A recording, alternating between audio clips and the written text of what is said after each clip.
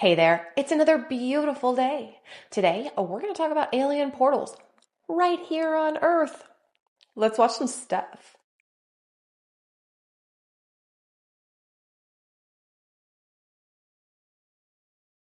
What in the world is this? If you know what this is, please let us know in the comments below and join us to the vast and desolate landscape of the Southern California desert, where an enigmatic discovery on Google Earth has ignited speculation and curiosity. High above the arid terrain, satellite imagery has captured an anomaly that defies conventional explanation. A peculiar formation resembling a portal or gateway, surrounded by a ring of tanks arranged in a seemingly deliberate pattern. The portal, with its distinct circular shape and intricate geometric features, has sparked a flurry of theories and conjectures among online communities and conspiracy theorists alike. Some speculate that it could be an entrance to an underground facility or a clandestine military installation hidden from public view. Adding to the mystery are the tanks positioned around the perimeter of the portal, their purpose and significance shrouded in secrecy. Are they guarding the entrance to a classified facility, or are they part of a larger infrastructure linked to experimental research or testing?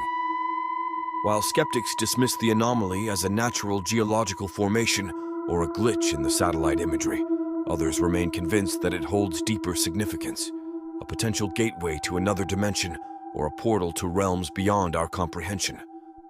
The discovery of the portal in the Southern California desert serves as a reminder of the enduring allure of the unknown. At first, I thought that was like some kind of an evaporation table, right? Where they put stuff in there and then the water evaporates and then you get the sediment and it's a certain chemical that you need, like potassium or lithium or whatever it is. But that's really big. When they start showing these other little tanks around there, that's absolutely huge.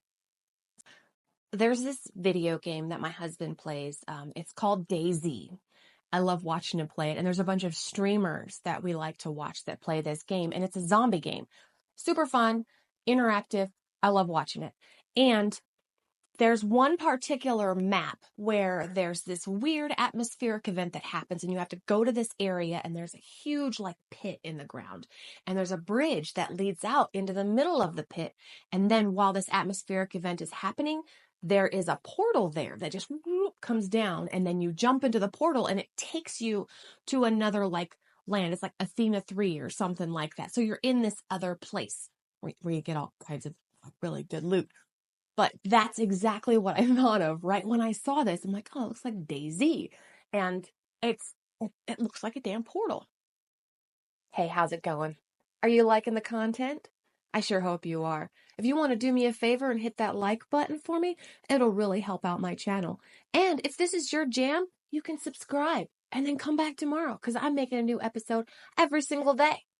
Talking about two different maps today. This is the inner Earth entrance map and UFO activity, portal vortexes, all that stuff. Don't worry, we're going to get closer to it. Now, all the red dots that I have added in, these are all alien sightings from 2000 to 2024. This map was just released like 4 days ago. Don't worry, like I said, we're going to get closer. Like much, much closer. Let's look at the West Coast first. Look how many alien sightings there are along the coast right here, and then how possible portal vortexes are all right where the sightings are. Yeah, all right, let's go to the middle of the country now. So as you can see on this map, most of these converge right here above New Mexico, so the Roswell area. But we also have our Great Lakes up here. Again, coastlines have mass sightings. Now to our East Coast. Again, on the coastline, there are mass sightings. Right below me is the Bermuda Triangle. You can see that's very evidently marked. But see all these portals? And then see how there's mass sightings around the portals? And there's this, right here by the Great Lakes. I know she was pointing out portal vortexes on the land, but this kind of goes along with what we were talking about the other day, how there are alien bases potentially in the ocean, but there may also be alien portals in the ocean. So they're like, they come out of the ocean and go and snatch up all the peoples and then go back into the ocean. And that's why there's so many issues along the coast or where there's huge bodies of water. Because the Great Lakes, I didn't realize how absolutely massive the Great Lakes actually are. Hundreds of miles across. blows my mind. I didn't even realize it. But then there's also obviously Area 51 because, that's where the aliens are anyway. So there's going to be activity around that. So that's pretty interesting.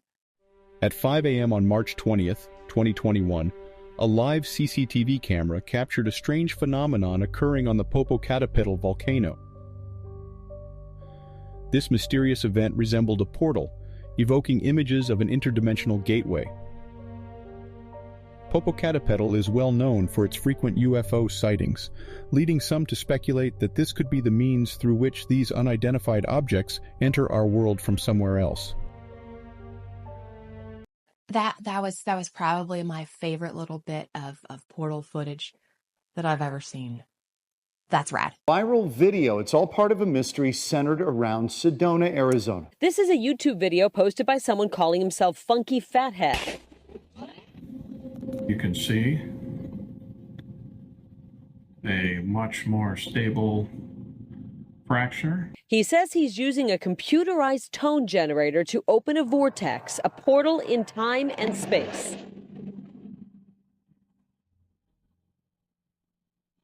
I haven't a clue where he is. He sounds American, so I'm hesitant to guess somewhere in the States. The video caught the attention of this man who posts videos from his home in England. He calls himself Hidden Underbelly. He went on to experiment with portals and sound frequencies. Hidden Underbelly spoke to us via Facebook messaging after this video racked up more than 1 million views. That in itself is pretty insane. After he was unable to reach Funky Fathead, the video made news in the Daily Star, headlined, "Bloke Missing After Opening Portal of Time and Space in His Bedroom." Also, this guy was like, I'm going to use frequency and I'm going to break through and I'm going to create a portal, but still, it's still on our planet. The portal goes from one spot on our planet to another spot on our planet, not out of the planet, using frequencies.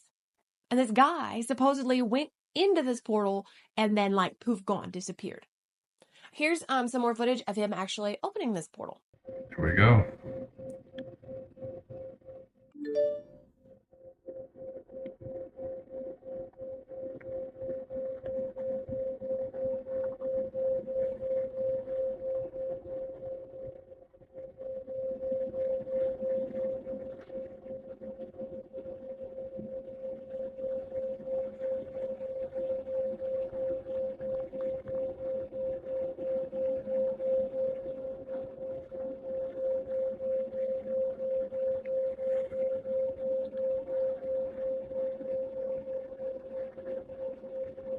If you don't know where that is, I do.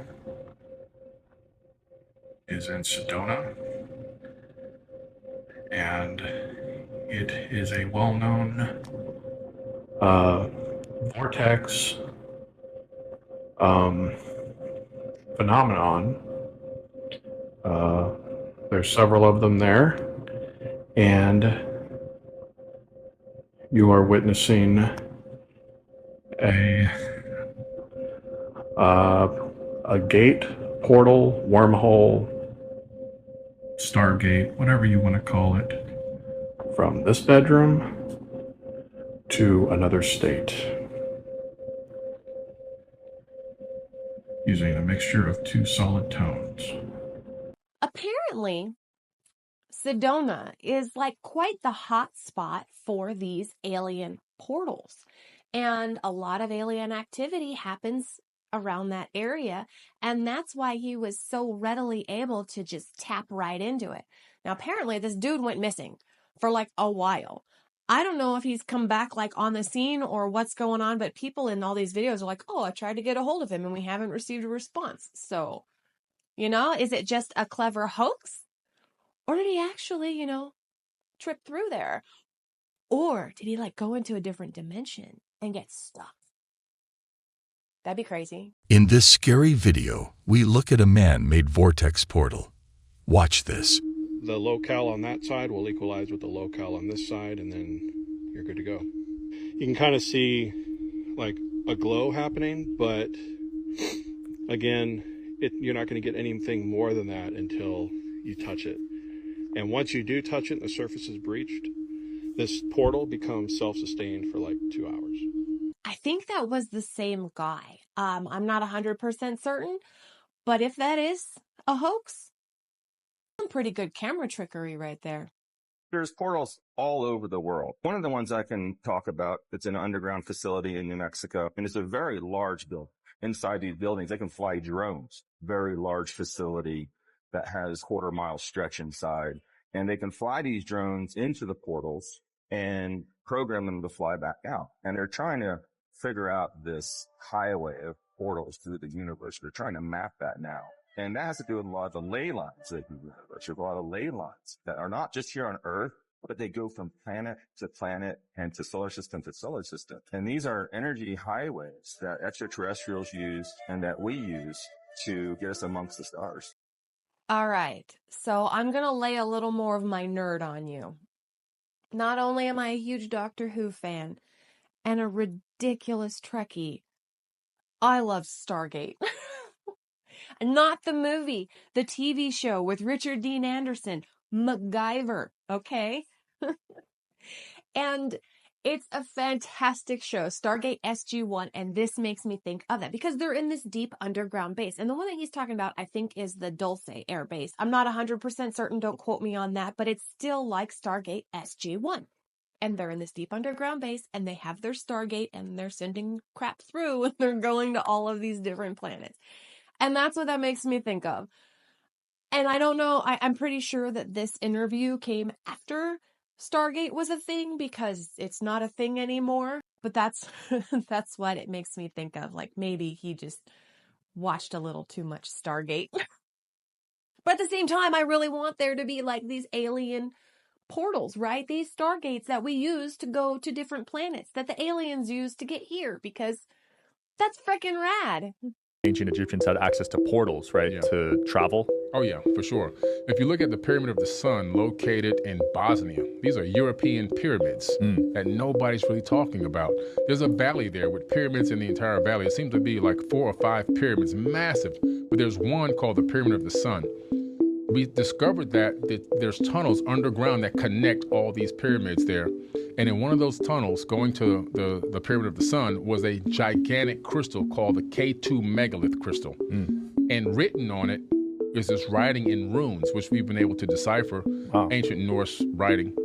And it says, we must stand in defense until we can open the Stargate.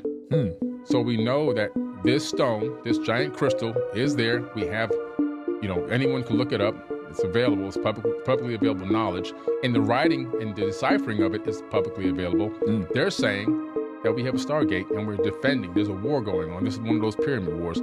We can't go through the gate until we defend it. I really get sad when I find a Billy Carson clip because ever since the whole Thoth thing, I have a hard time believing everything that he says. I think there may have been a looser translation of that until we open the Stargate. But that's just my bias because of the whole Thoth thing. Now, my bias because of Stargates, I'm like, yay, because I love it.